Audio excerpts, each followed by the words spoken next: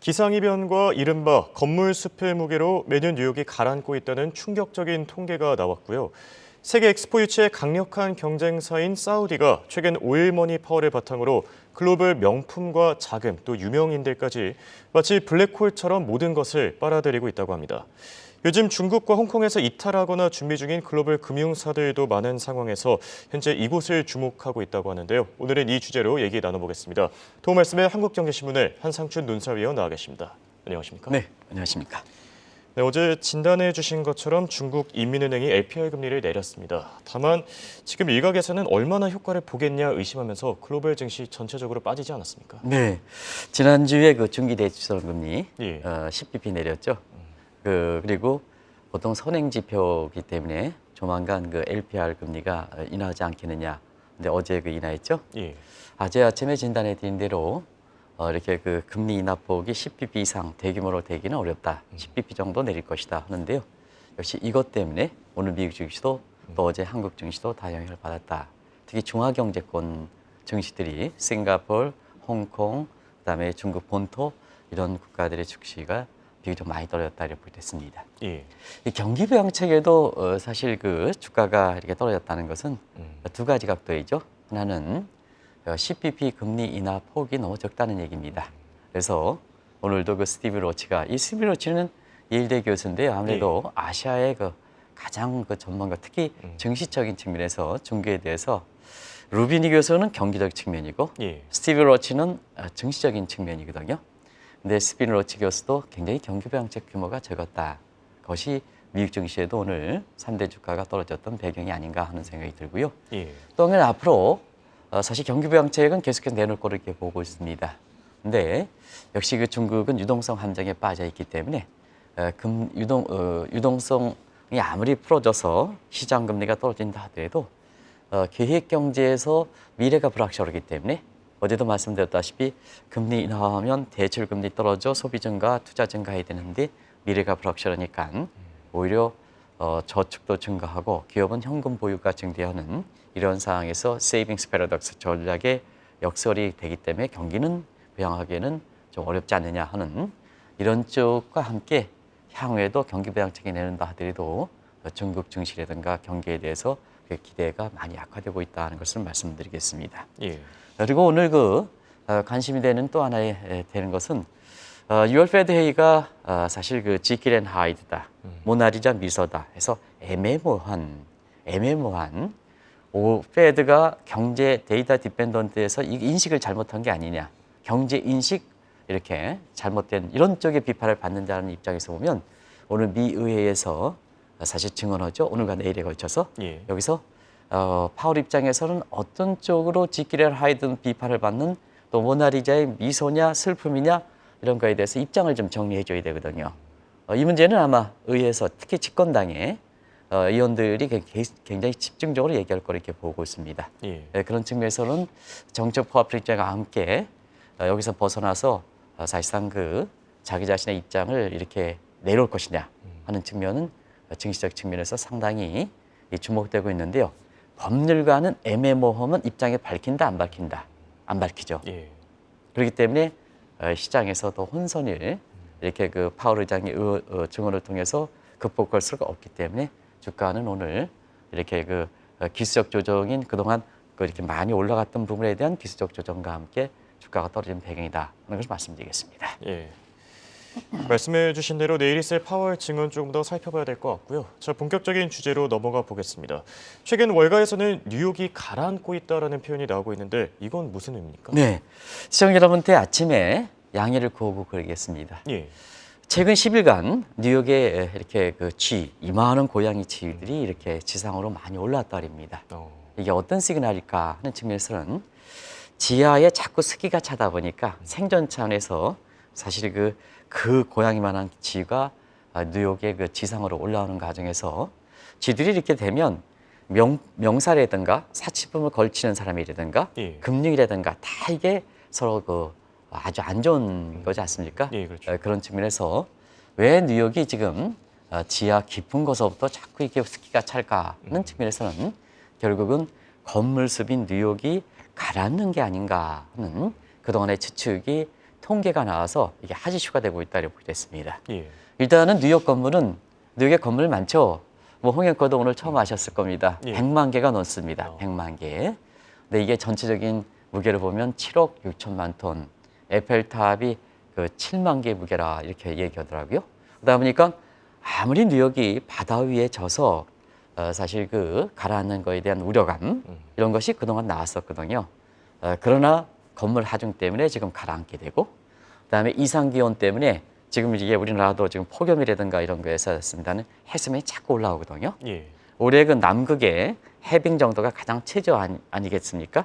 그래서 거기서 녹아 떨어져서 지금 해수면이 빠르게 올라오고 있는데요. 이러다 보니까 사실은 바다의 그 이렇게 휴양지라든가 이런 측면에서 주거용 용지로서 지금 적당치 못하고 LA 같은 것은 넬먼트라든가 벌먼트라든가 이런 쪽에 다 이전하는 주거양까지 모으고 있다 이렇게 됐습니다. 그러다 보니까 자 뉴욕은 가라앉지 해수면 올라가지 하다 보니까 뉴욕이 가라앉는다 이런 표현을 나오는 것이 아닌가 생각합니다. 지금 한번 가라앉는 정도를 이렇게 볼게요. 예. 이게 이제 해수면으로 보면 가라앉는 정도가 나오겠죠. 그래서 지금 뉴욕의 해수면이 1950년 통계 이래로 22cm가 상승했다는 겁니다. 그러면 이제 지금부터 빨라진다는 얘기입니다. 예. 2050년 아마 홍앵커가 나이가 사실 지금 30대인데 예. 그리고 2050년 오면 한 50대 정도 이렇게 되는 데 아니겠습니까? 그렇죠. 76cm입니다. 그러면 되게 빨리 올라가죠. 금세기 말에 180cm, 2m까지 올라간다. 그러면 아시겠습니다. 그만큼 폭풍이라든가 오지 않더라도 그 자체로 범람 인구가 나온다는 얘기입니다. 저건 이제 추정치인데요. 예. 220만까지 증가할 것이다. 문제는 여기 있습니다. 뉴욕의 건물들이 대부분 다 고층 건물인데요. 대부분 다 뭐냐 지하라든가 1층만 되면 저도 이건 모르겠습니다. 건물 그 사상두각 증후군이다 해서 1층, 2층만 하면 우회가 무력화된다는 얘기입니다. 이건 뭐 맞을 겁니다. 예. 그래서 농산물 질 때도 사실 기초가 튼튼해라 기초가 튼튼하는데요. 거기에 만약에 해수면이 잠길 때에는 철 부식, 모 부식, 모 부식에서 밑에가 약화된다는 얘기거든요. 그러면 위에 건물에 의해서 누각에 의해서 사실 건물 자체가 흐트러지는 이런 모습을 이렇게 보이거든요. 이게 건물 사삭 증후군입니다. 아마 저도 이 부분에서 잘 모르기 때문에 그냥 번역이 제대로 잘 된지 모르겠습니다. 이렇게 해서 그러다 보니까 자연스럽게 지금은 국제금융, 문화, 예술의 중심지로 뉴욕이다 하는데요. 사실 그 앞으로 이 지혜가 나올까 하는 측면에서 지금 팝 좋아하십니까? 요새 팝이 있지 않습니까? 우리나라도 지금 브루노 마스 공원이 이렇게 지난 주말에 와서 팝에 대해서 또 BTS 이렇게 대해서 그러는데요. 뉴욕 하면 이렇게 스팅스가 이렇게 착 해서 센트럴 파크 이렇게 코트를 입으면서 그 장면 유튜브에서 장면을 보실 수 있을 거로 생각하는데요. 걸어가는 스팅의 얼굴이 사실 뉴욕이 가라앉으면 더 이렇게 사실 슬픔을 짓지 않겠느냐. 가뜩이나 그게 슬픔을 많이 자아내는 장면인데 겨울철에 더 슬픔을 자아지 않겠냐. 이런 얘기가 나올 정도로 지금 뉴욕에 대해서 가라앉는 정도 이런 정도에 대해서 굉장히 지금 우려하고 있다 이렇게 보겠습니다. 네. 반면 뉴욕과는 다르게 이 사우디의 수도인 리야드가 뜬다는 얘기가 있는데요. 지금 뒤쪽의 그림으로도 이렇게 상당히 대비적인 모습이 나타나는 것 같습니다. 네. 어떻게 생각하십니까? 오늘 그 방송을 총괄하는 정영구 PD께서 아주 그 그림을 뉴욕 그다음에 떠오르는 사우디의 리야드 지금 한번 보십시오. 건물 자체 이렇게 보면 아마 극진하게 극게 대거제가 되고 있는데요. 공교롭게도 어제 4차 PT 엑스포 월드 2030 엑스포에서 파리에서 열렸죠. 그런 분위기에서 분위기가 어느 쪽으로 기울 것이냐 지금 예민하기 때문에 저는 뭐 프랑스 현지에서 대충 분위기는 알 수가 있습니다. 그런 과정에서 나중에 그 얘기를 하겠습니다는 지금 온 국민이 부산 엑스포를 유치해서 하기 때문에 성급한 판단을 안 내리겠습니다.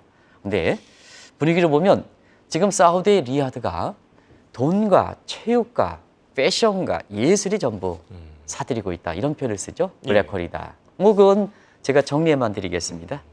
미국의 자존심 PGA죠.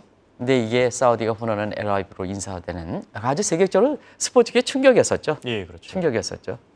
그리고 프랑스라든가 영국의 명문 축구팀들이 전부 사우디에 이렇게 해서 인수되는 상황이거나 아니면 후원해주는 쪽으로 이렇게 바뀌어지고 있고 그다음에 축구 선수 호날두죠.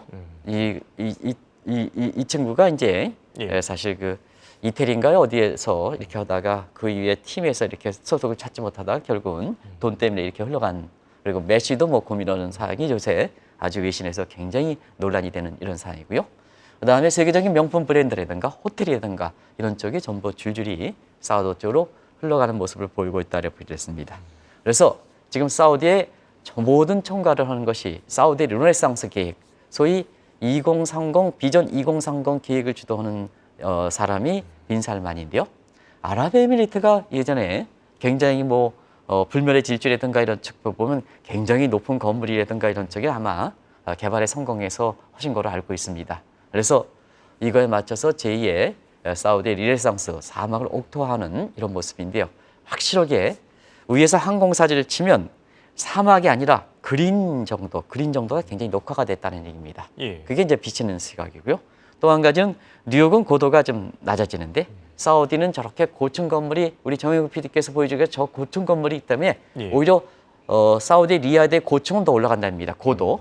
이런 것이 지금의 단적으로 사우디 리야드의 그 지금 세계 경제에서 어떤 활동상을 보여주는 대목이 아닌가 생각합니다. 예. 궁금한 거는 지금 사우디가 아무리 뭐 매장량이랑 생산량 이런 거를 감안하더라도 그 많은 재원을 어디서 다 마련하는 겁니까? 네, 세계적인 명품, 체육사 뭐 다 하려면 또 르네상스 계획에서 저렇게 개발하려면 돈이 필요한 거죠. 근데 지금 국제유가는 10달러 이렇게 왔다 갔다 하죠. 네, 그런 상태에서 왜 이렇게 사우디가 돈이 많을까 하는 것을 나름대로 이유가 있습니다. 부분적으로 설명해 드렸습니다. 일단은 미국이 이란과 베네수엘라에 대한 제재가 되다 보니까 예. 베네수엘라라든가 그다음에 이란에 원유 생산시설 노후화되어 있습니다. 제재가 되면 이게 무서운 거거든요.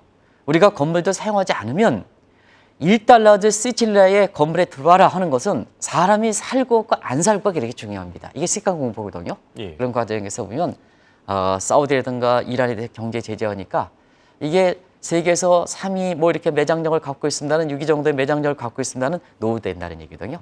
그러다 보니까 중동산 원유, 사우디엔 원유 의존도가 더 높아지는 거죠. 그래서 그런 식으로 한번 보겠습니다. 러시아 우크라이나 전쟁, 지금 이 전쟁이 장기간 지속되다 보니까 천연가스에 대한 에너지 원유 공급이 차질이 되다 보니까 예. 사우디의 원유 의존도는 더 높아지는 거죠. 그리고 기후변화 협상에 대해서 이게 CO2 가스가 줄이지 않다 보니까 화석 연료에 대한 수요가 계속해서 되는 거거든요. 그러다 보니까 3대 유종 중에서 그래도 보편성을 띠고 있는 것이 사우디 원유거든요. 그래서 우리나라가 많이 들어오는 거거든요. 예. 그래서 기후협상도 제대로 진전되지 않는 것도 사우디에 대한 원유 의존도를 높이는 거다 하는 걸 말씀드리겠습니다. 그리고 일전에 북해산 브렌트의 생산량이 많이 감소됩니다. 100만 벨1월 하루 떨어질 때는 원유 시장에서 수요와 가격의 기능 원리가 적습니다. 그래서 자구책으로 서부 텍사스 증전류 WTI를 편입을 해서 예. 시장을 활성화하기 위해서 되는데요. 이게 굉장히 앞으로 세계 원유 시장에서 굉장히 중요한 위치가 차지할 것이다 하는데요. 그럼에 따라서 사실 미국의 WTI 같은 경우는 자국 수요가 많다 보니까 예. 결국 북해산 브렌트가 대체 원유로서 생산을 기능을 못하면 사우디에는 원유 의존도가 높다는 얘기거든요. 그러다 보니까 자 국제유가가 이렇게 떨어진다 하더라도 세계 원유 시장에서 사우디 위상, 그다음에 매출이 증가해서 수출량이 많이 되면 피가 떨어지더라도 유가가 떨어져도 매출량이 증가하니까 수출량이 증가하니까 그만큼 원유 판매 대금이 증가해서 한편으로선 저렇게 명품을 들여오는데 쓰고 예. 그다음에 사우디 르네상스 상스 계획에서 저렇게 좀 화려하게 개발하고 부산 2030 엑스포트 유치하고 부산과 경쟁해서 예. 유치하고 그다음에 뭐냐면 지금 이 자금이 남아들어서 사우디의 국부 펀드를 비롯해서 이런 자금이 지금 충당하는 상황이다. 그래서 지금의 사우디를 비롯한 4대 선유계 국부 펀드의 자금의 총 규모는 3조 달러 이상 되는 모습을 보이고 있다. 이것이 중동의 오일머니다 하는 것을 말씀드리겠습니다.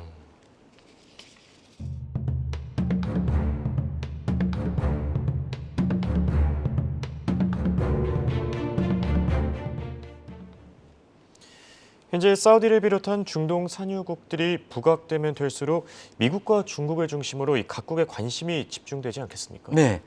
지금 블링컨이 중국을 방문해서 곧바로 중동 쪽으로 날아가는 모습을 보이거든요.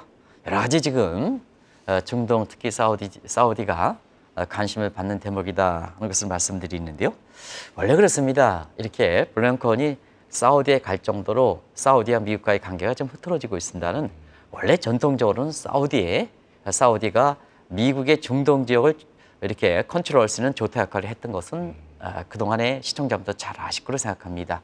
그래서 지금의 상황이 완전히 다르기 때문에 과거 상황을 빗대서 잠시 좀 설명드리겠습니다. 그래야 블링컨이 지금 중동에 날아간 배경에 대해서 아실 수 있지 않냐 생각합니다. 다 아실 만한 사람은 아십니다는 수니파의 맹주가 사우디입니다. 그래서 사우디는 원래 사우디, 이스라엘, 미국과 연계돼서 중동의 주도권을 행사해왔다 이렇게 됐습니다. 그리고 또 하나의 중동 갈등의 하나의 판은 시아파죠. 시아파는 이란과 그 다음에 이라크와 그리고 여기에 러시아 주고 최근에선 중국이 이렇게 돼서 양국이 이렇게 해서 배척되는 이렇게 관계다 이렇게 됐습니다. 근데 이 관계가 사우디와 미국과의 관계가 결정적으로 흐트러진 것이 어떠냐면 2019년 일본이 한국에 대해서 수출 통제할 때 그때 당시에 사실 그 빈살만이 미국의 언론인을 살해한 사건에 대해서 굉장히 사우디가 결별을 초래했죠. 그런 상태에서 아시겠습니다는 그 인물이 미국의 언론인 인물이 카스쿠지라는 이분입니다. 제가 이제 존칭어로 사용하겠습니다. 그래서 그때 당시에 미국의 집권하고 있는 트럼프 정부는 빈살만을 왕따시키겠다. 빈살만 왕따시키겠다. 아주 공언했었거든요. 그러면 그 이후에 정권을 이받은 바이든 정부는 어떠냐 하면 바이든이 부통령 시절에 있었던 것이 오바마 정부입니다. 오바마 정부 때도 2016년에 아시겠습니다는 이란과 핵 협정을 이렇게 해서 중동 평화를 모색했던 상황이거든요. 그런 상태에서 바이든 정부 초기에는 사실 이란과 핵 협정 재개 문제가 나왔었고 그러다 보니까 사우디와 소원이 계속됐었고 사우디가 이런 상태에서 자국 재개란으로 중국 쪽으로 편입됐던 거거든요. 그러다 보니까 바이든 입장에서는 중국과 경제 패권 마찰이다 보니까 저 사우디가 저 중국 쪽으로 붙어 얼마나 미웠겠습니까? 이런 과정에서 사실 전통적 관계가 흐트러지고 그다음에 사우디와 이스라엘 간의 수교도 단절이 됐었고 이런 상황에서 지금 그 중동 지역에 대해서 미국의 컨트롤 타워를 다시 한번 이렇게 해야 되겠다 하는 문제. 이런 문제는 러시아와 중국 간의 갈등 문제라든가 이런 측면에서 미국의 입장이 종합적으로 정리가 되는 상황이거든요. 그래서 블링컨이 솔로몬 패러다임의 바이든 정부의 대정책의 어떤 큰 기치를 갖고 지금 중동으로 날아간 거다 이렇게 보게 됐습니다. 실제로 사우디는 미국의 영향력 그리고 달러와 권역에서 탈피하기 위해 중국과 러시아에게 더 다가가지 않았습니까? 네, 상당히 다가갔죠. 그래서 사우디라든가 러시아는 국제원유 시장에서 항상 페트로달러에 대한 어떤 적대감을 갖고 있습니다. 생산을 우리가 많이 하고 수출은 많이 하는데 왜 우리가 원유 시장에서 결제 통화는 달러를 가져가야 되느냐. 그렇죠. 이게 페트로달러죠. 그런 상태에서 페트로달러가 한때는 90% 이상 된 상황입니다. 여기에 대해서 좀 벗어나자 하는 그런 입장이 지금까지 진행되어 왔던 상황이다 이렇게 됐습니다. 결과적으로 최근에 보면 미국과 경제 패권 마찰에서 왕따시키는 빈살마 입장에서는 가장 상징성 있는 미국의 상징성 있는 미국을 견제하고 미국에 대해서 보복하려면 경제 패권에서 또 하나의 그 다툼 상대인 중국에 다가가는 게 낫겠죠. 그리고 미국의 아킬레스건을 건드리는 게 낫겠죠. 두 가지 측면에서 말씀드리겠습니다. 일단 경제 패권 다툼은 중국에 계속해서 다갔던 거죠. 그것이 원유 결제에서 보면 페트로 위안화를 도입하겠다는 측면이죠. 이게 이제 시진핑에 막 떨어져가지고 미국의 적대감을 더 불러일으키는 거죠.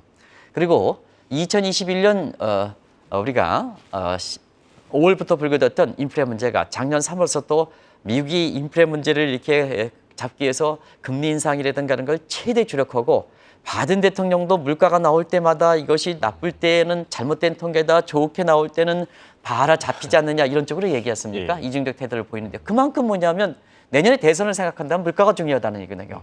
미국 입장에서 가장 중요하고 바이든 대통령 입장에서 가장 중요한데 사우디가 그래 왕따시켜? 그러면 러시아 주도에서 작년 10월 달에 하루에 150만 발 감산 합의.